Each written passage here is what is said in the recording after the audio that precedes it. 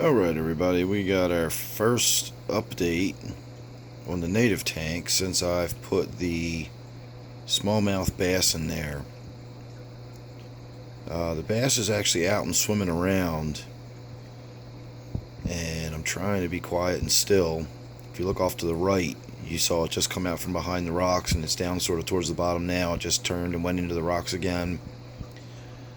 So I came down a few hours ago, and the light on the right side of the tank was out. I have a shop light on the right half of the tank, and the left half is LEDs. I'm sorry, my throat's so scratchy. I don't know what's been going on the last couple of days. I got a frog in my throat or something. So I came down here and the lights were out, but there's a second fixture I keep on top of this tank for supplemental lighting when I'm shooting videos. So that's what we've got running right now, and that's why the tank looks odd. It's lit up front, but it's dark in the back, and I don't know if that's making the fish feel more secure or what, but it seems to be out a little more. Maybe it's just getting more used to being in the tank.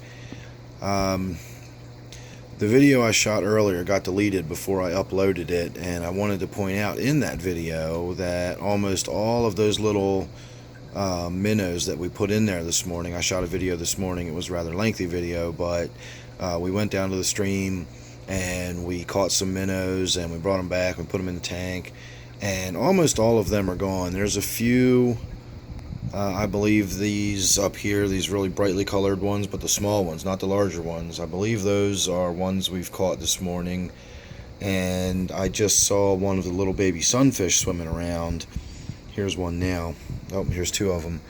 So there's one little baby sunfish hiding right there, and then there's the other one right here.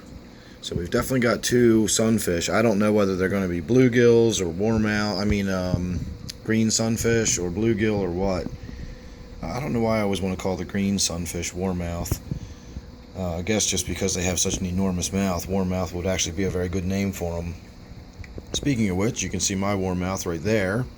The dark fish kind of lurking in the back. He's got some marks and scars on him now, but I don't know if that's from the Mayan cichlid.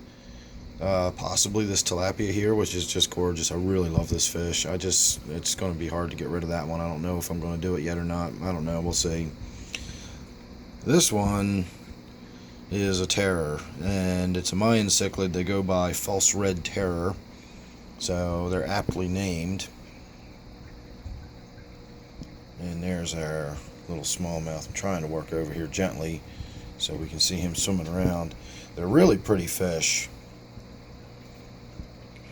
Largemouth are the ones that always get all the credit and all the glory, but I think smallmouth are beautiful too. Now I've got an eye for the subtle. I don't mind the more subdued colors. If you are familiar with my tanks, you'll know I have a tenopoma. My synodontis is sort of a brownish color. I've got a snakeskin gourami. So to have a smallmouth bass in here like this, and you can see some markings on him too, so he's probably been scuffling with the Mayan or something. Again, these are aggressive fish. They're not timid or dainty, and it's probably not going to be long before we start seeing some of these larger fish get gobbled up and eaten. I noted in my video that I shot this afternoon that got deleted before I uploaded it, the little warmouth, when I came down, had a really fat belly too, so I can only assume that some of those small minnows got gobbled up by the warmouth. So I fed the tank earlier just to make sure all the minnows would get eaten, and I put some algae wafers in there so that the crayfish on the bottom would get some food. So I'm pretty sure the bass has already been feeding. I'm pretty sure the warmouth is in there feeding. In fact, you can kind of still see he's got a fairly fat rounded belly. So I think he ate some of those little minnows we put in there this morning too. So there you go everybody, it's Sunday night. There's our first real update on the smallmouth bass. I'm really looking forward to see how this turns out and whether or not we keep it in the tank on a long-term basis. I was just out fishing for smallmouth today, and I really like smallmouth bass. They're a lot of fun. They're beautiful fish. I catch my share of largemouth, but the smallies are just a blast, and I think they're absolutely beautiful. So it's going to be interesting to see how this one grows up and matures. Squeaker's going to come down and say hello. Squeaker is not fully adjusted to the fact that we have a new kitten in the house, and he's little, where are you? Meow. I see you, baby.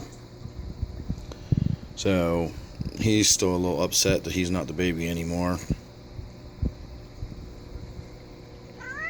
I know. Alright, everybody. Here's your last look at that smallmouth. Awesome fish. I'm really excited about it. So thanks for watching. Hope you enjoyed. Make sure you're subscribed. You won't miss any of the updates. We're going to be doing plenty of updates on this tank now that we got something interesting in here again. This is my native tank. Thanks for watching. I'll see you real soon in the next one.